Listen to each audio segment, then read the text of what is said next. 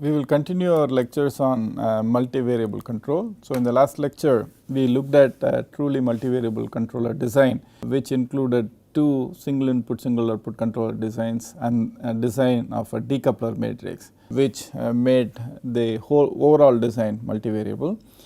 And at the end of the lecture I had mentioned that in all the things that we have seen, we have always kind of target a particular input to control a particular output. So, if I have a real multivariable system where I have several inputs and outputs, in everything that we have seen till now we have looked at pairing these inputs and outputs.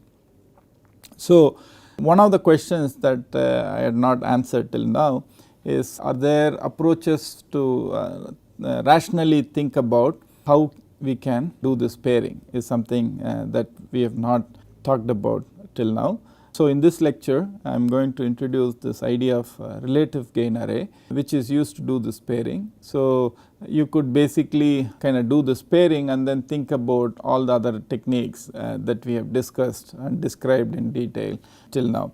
In the last lecture on decoupling, we looked at the transfer functions between these various inputs and outputs and then directly use those transfer functions in deriving this decoupling matrices. So, that is the reason why we call this dynamic decoupling, whereas in relative gain array, basically this is kind of the first step in some sense before you actually do all the controller design, because you have to do the pairing if you are going to come up with, let us say 15, 20, 100 single input single output loops that you are going to design and implement. So, in that sense, the less information you use to get a first cut idea of how you should do the pairing, the better. So, in terms of the model that is used for relative gain array, basically we are going to look at only the static gains between inputs and outputs to do this relative gain array, and I will explain all of this presently. So, relative gain array, as we mentioned, is used for pairing the manipulated and controlled variables. So, the basic idea is the following. So, let us again start with the 2 by 2 case and then see how this works. Supposing I have, let us say 2 inputs and 2 outputs. Okay. Now, I can define a gain between each of these inputs and outputs. So, for example, if I give a step input here and this changes and obviously this will also change and I am not changing this. So, this is maintained at 0, then basically I can relate a gain to each of these. So, y1 will be k11 u1, okay, and y2 will be k21 u1. Okay. So, basically what we are saying is, when I just change y1, u2 is still at 0. So, the effect on y1 and y2 can be attributed to u1, and that is basically characterized by a gain. So, y1 is k11 u1 and y2 is k21 u2. Similarly, if I kept, okay, so here u2 is remaining constant, right. Now, if I step u2 up but keep u1 the same, then the change in y1, I will say it is k12 u2, and the change in y2 I will say is k22 u2. So, there are these 4 static gains that you get. Okay. In this case, what we are going to do is basically we are going to look at how we pair this u and y and what is the best pair that we can come up with and so on, by looking at this steady state gains. And I have for this 2 by 2 case I have already defined these 4 steady state gains. However, this experiment that we talked about is in open loop and only one input is changing at a particular time. Now, what we really want to do is the following. So, we want to find what we are going to call as a relative gain, and what is that relative gain? So, a relative gain between a control variable yi and a manipulated variable uj is defined as kij by k prime ij, okay, and we will do this definition. Kij is the open loop gain between yi and uj, which is what we saw here. So, if we talk about this open loop gains, there are 4 open loop gains between y1 and u1, y2 and u1, y1 and u2, y2 and u2. So, there are these 4 gains. Now, what we want to do is, now if I change u1, I know this is the gain, right, but this is an open loop. Supposing I were to close the other loop, okay, that is, I already have a controller in place between y2 and u2. Now, if I change u1, what will happen to y1 is an interesting question to ask, right. Would the same gain be there, or will the gain be different? Now, since we basically do all our designs, remember control designs based on these open loop transfer functions, we are really looking at how much you will change y and then designing a controller. But in a multivariable case, whenever u1 changes, it does not mean that the u2 is not changing at all. So, the problem is when I have a particular gain or a particular process model which is an open loop transfer function between u1 and y1, and I design a controller, it is not reflecting the reality in a closed loop where both u1 and u2 are changing. So, what I want to do is I want to find out the effect of closing the other loop on say u1 y1 loop. So, basically what that means is I am going to define something which is the gain between yi and uj when all the other loops are closed and deliver perfect control. So, we will understand what this means. So, this is an important word. Okay. So, basically all we are saying is, so typically in open loop I would have had this k11 u1. Now, in closed loop I am going to have something else which I am going to call as k11 prime u1, and this becomes a prime because of the effect of the other inputs. You can also kind of think about this now that we have been doing this for long enough. So, we should start kind of making connections and start thinking about these in slightly more sophisticated ways. Remember in the decoupler, when you had u1 decoupled transfer function with y1 and u2 decoupled transfer function with y2, the model, if it were just u1 it would have been g11, but the minute we made it u1 decoupled it was g11 minus other terms, right. The other terms come from the interaction of the other loop, right. So, in some sense the model itself changes when you look at things in open loop and closed loop. That was a dynamic version of this. This is a very simple static version of this, where we are saying if I had kept both loops open and then simply gave a step in u1, what would be the gain I will get, which is k11.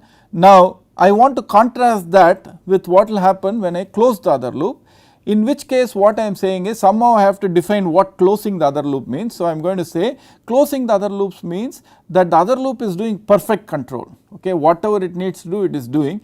If the other loop is doing perfect control, how much of that perfection is going to affect my current loop is the question that we are asking, and that change as reflected in the gain is this k11 prime u1. So, this is the basic idea, and the relative gain for this will be k11 by k11 prime. Now, the other relative gain, supposing you were to take the gain between 1 and 2, then y1 is k12 u2, and similarly once now if I close the u1 loop, the gain I will get will be k12 prime u2, okay, and so on. So, you can do this for all possible combinations, which will be 4 in this case, y1 u1, y1 u2, y2 u1, y2 u2. Okay. So, you will get these 4 modified gains.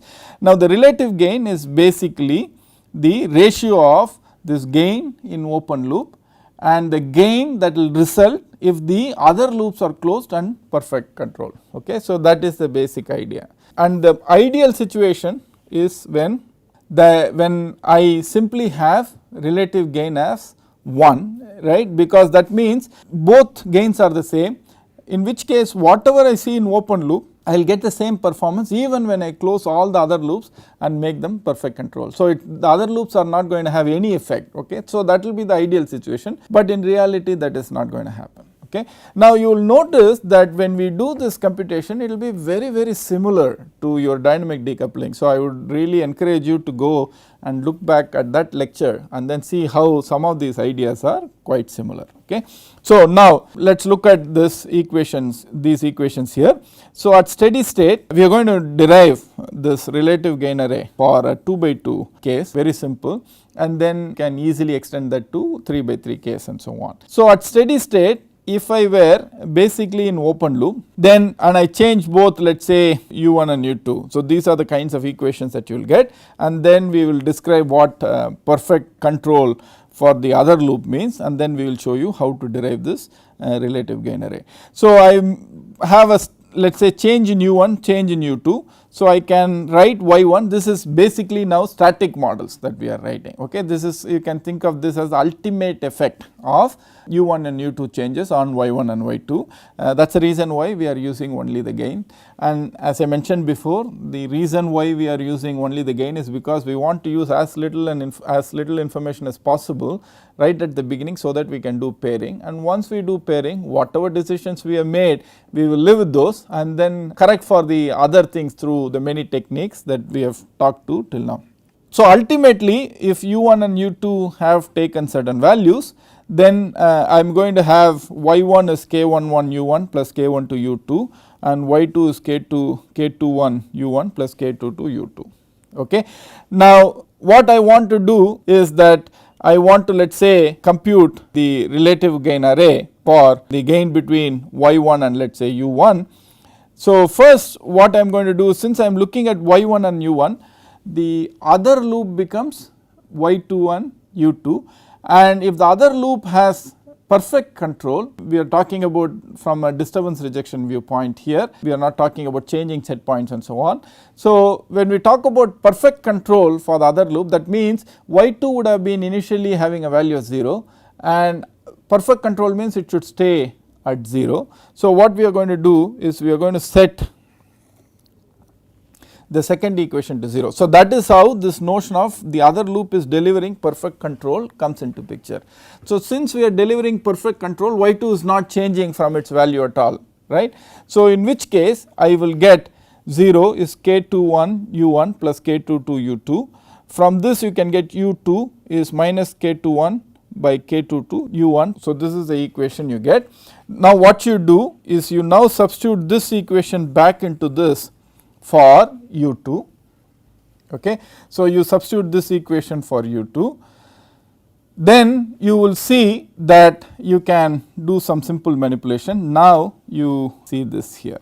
Okay. So, which gives you k prime 1 1 1 1 1, which is basically the relative gain when the other loop is closed and perfect. And just like dynamic decoupling, you will notice that initially it would have just been k11 if you are just looking at u1, but because we want to bring in the effect of the other loop through perfect control of the other loop, there is another additional term that comes out. So, basically what this says is if the other loop was closed, you will see this relationship between y1 and u1. So, I can think of this as the gain between y1 and u1 when the other loop is closed and perfect. So, the relative gain between y1 and u1 is k11 divided by k prime 1 1. So, which is basically k11 divided by this right here, and if you just multiply this k22 and take it up, you will get this expression here. So, these are simple algebraic manipulations that you can quite easily follow through, very simple. And again, like I said before, since you have been taking this course for so many lectures, it is time to kind of go and consolidate all your understanding through the connections between these various concepts. You will see how this is very close to the dynamic decoupling idea, except that we are working with only static gains. Now, this was done only between y1 and u1, this relative gain. You can do a relative gain between y1 and u2, y2 and u1, and y2 and u2. I leave this as an exercise for you to basically look through these various transfer functions and do these computations for the other things, so that it's easy for you to understand this. Now, so basically there will be a relative gain 1 between y1 and u1. there will be a relative gain, let us say, so we can call this as 1 1 because it has been 1 and 1. So, you will have a relative gain 1 2 between y1 and u2, you will have a relative gain 2 1 between y2 and u1 and relative gain 2 2 between y2 and u2. Now, the formula here is the following. So, you need a little bit of matrix algebra to understand this. So, let me explain this. So, you can actually go ahead and do this for all the 4 and actually check this result. We will leave that as an exercise for you. Basically, if I want to get the relative gains, okay, so what I do is I start with the standard gains, which is k11, k12, k21, k22. So, if I have y1 and y2, the standard gain matrix K will be k11, k12, k21, k22 multiplied by u1 and u2. So, if you call this as the K matrix, then the relative gain matrix, which is Rg11, Rg12, Rg21, Rg2 is K dot. So, I will explain what this dot means, K inverse transpose, right. Now, once I have a K matrix, K inverse is easy to compute, okay, and the transpose of that is also easy to compute. So, the only thing I have to explain is what is this dot K inverse transpose means. This is not your standard matrix multiplication. Now, if I have 2 matrices, let us say A, B, C, D and E, F, G, H. Now, if I do a standard multiplication between these two, then the first element here will be A, E plus B, G and so on. So, which is what you have learned from high school and so on. Now, there is called this dot operation, which is an element wise multiplication. Now, what that is very simple. If it is A, B, C, D dot E, F, G, H, then what you do is you simply multiply element by element. So, the first element of this operation will be A, E, this will be B, F, this will be C, G and this will be D, H. So, this is the element by element multiplication. So, basically it is different from the standard matrix multiplication. Okay. So, if you want to compute the relative gain array, all you need to do is get the gain matrix, do an inverse of that, take a transpose of that and then do a K dot this matrix where this dot represents element by element. So, if it is A, B, C, D, E, F, G, H, the first element is A times E, this element is B times F, this element is C times G and this element is D times H. Okay. So, that if you do, you will get this. The nice thing about this is this kind of generalizes this to any size. So, if it is 3 by 3, again it is same K dot K inverse transpose, except that the K matrix will be a 3 by 3 matrix. Similarly, if it is 4 by 4, K will be a 4 by 4 matrix and so on. In fact, it will be worthwhile for you to actually do this computation for 2 by 2 to see these results match. Now, that we know how to compute this relative gain array, can we interpret the relative gain array? Now, as I said before, relative gain array is 1 is the best situation, because what it says is relative gain, remember, is the ratio between a open loop gain divided by gain which takes into account the effect of the other loops on the open loop gain, right. Now, if that gain also turns out to be the same as the open loop gain, then basically what it says is we really do not have to worry about closing the other loops when we design a controller for this pair, because closing the other loops does not have any effect on the overall gain anyway. So, you do not have to worry about it, right. So, that is the best case. If you set that relative gain 1 1 term to 0 and see what is the effect of this, then basically it says the interaction term should go to 0. So, there should be no interaction, only then you will get perfect 1. If there is slight interaction, you will not get 1. But just as a limiting case, that you understand that relative gain 1 is the best, and that will come out if you have 0 interaction. Now, if the relative gain is much greater than 1, okay, so then what does this mean? Which basically means the denominator which I have here, the denominator should be quite small. That basically says that the interaction terms dominate.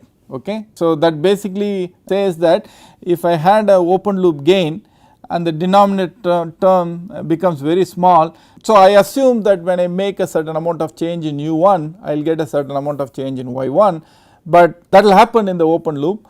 but once I close the loop, since the denominator has the gain once other loops are closed, it says that since the denominator is 0, the actual effect u1 will have on y1 will be much less than what I thought of before, because once I close the other loops, those effects come and reduce my overall forward effect, is what it says. Okay. So, in other words, basically if you design a controller based on this pairing using a open loop transfer function, then you are going to be very optimistic in the sense that, oh, if I make this change in u1, there is going to be this amount of change in y1, which will be true in the open loop case, and you would have designed your controller based on that. But once the interaction effects kick in, when all the other loops are closed, then what is going to happen is whatever change you expect for a change in u1 while you design the controller is not going to be realized in the multivariable control sense. So, once you close all the other loops, the gain is going to be very low. So, if you choose this, it is not going to be a good idea, because you cannot do a good design based on the open loop gain. Now, if the relative gain is very small, that means the opposite, right. So, I have an open loop gain on the top, and then when I close the other loops, the gain becomes much larger than this. That is the reason why that ratio becomes small. So, what this says is something interesting. It says if you paired this input to the output, you get a particular gain, but when I close the other loops, right. So, that means u2 and u3 and u4 are all changing, and those changes are inducing much bigger changes in y1. That is the reason why this ratio becomes small. So, this gain, which is because of change in u1, is much less than the change in y1 that occurs because of closing u2, u3 and so on. That means u2, u3 and other things seem to have bigger effect on y1 than the u1 that you have chosen for this. So, that basically means maybe these other secondary manipulated variables which you did not choose for this are better for this, because they seem to induce much bigger changes in y1 than what you have chosen. So, again very small relative gain is not a good idea to have.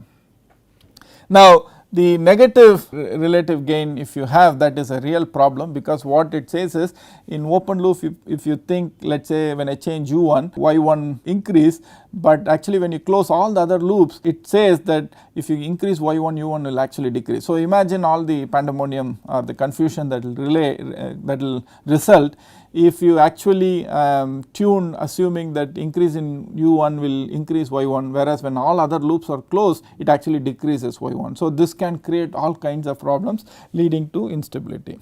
So, the key idea is that 1 is the best, right, negative you really do not want, very small is not good, because basically that says the other loops have a lot more effect than your control variable, than the manipulated variable you have chosen. So, this is not good.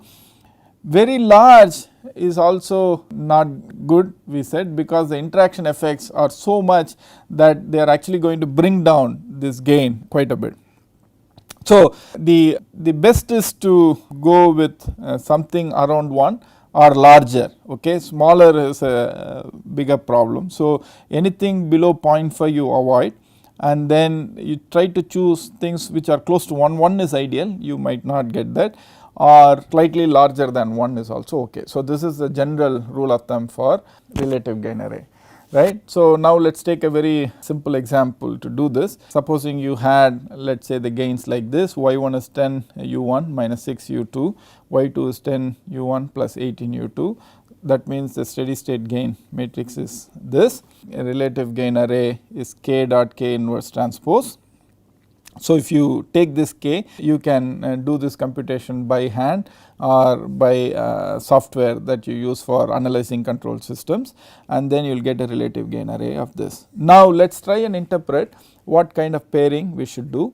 So, the relative gain between y1 and u1 is 0.75, and y1 u2 is 0.25, y2 and u1 is 0.25, and y2 and u2 is 0.75. So, in this case, remember we said we want to avoid everything less than 0.5, and we want to be as close to 1, slightly lower or slightly larger is okay. So, in this case it is very clear cut. So, we know that y1 should be paired with and y2 should be paired with u2. So, in this case it is very simple, the pairing rule for this example. Now, let us take one more example, which is a 3 by 3 system, to let you understand this better. So, 3 by 3, again I have a gain matrix, which is this. Now, you do the same relative gain computation here, then you get this matrix here. So, this is row is for y1, this is for y2, and this is for y3, and this is for u1, this is for u2, u3. So, if you notice, when I look at y1 row, the one that is the best is u3, which is as close to 1 as possible. So, I will pair y1 and u3 is one pair. So, that basically means when I design my controller, CISO controllers, I will use u3 as a manipulated variable for y1. And clearly when you look at y2, we want to avoid negatives. So, basically y2 will be paired with u1, and then when you look at this here, you will notice we want to avoid negative, we want to avoid less than 0.5. So, the best choice in this case is y3 will be paired with u2. So, this is how you look at the relative gain array to do the pairing. And once you do this pairing, then you go ahead and then do your CISO control loop design for 3 single input single output loops, where u3 is paired with y1, u2 is paired with u1, y2 are paired, and u2, y3 are. Now, once you do the pairing, you can directly go ahead and then do single input single output control design, or you could use dynamic decoupler with these choices and so on. So, you can do all kinds of things once you have chosen a basic control structure that you are going to use. So, with this we have completed the traditional multivariable or traditional advanced control ideas that we use. In the next lecture, we are going to start really looking at optimization based controller, which is the most modern controller that is used. In fact, I would go as much as saying that almost most of the multivariable or more advanced control implementations in industry are model predictive controllers, and this notion of model predictive control and model predictive controllers is going to become more and more popular, because solving online optimization problems is becoming more and more efficient, and we can include constraints and all kinds of advantages are there when we use model predictive controllers. Now, model predictive controllers by themselves are a very large subject area. However, I think it is very important even at an undergrad control level to start understanding what model predictive controllers are.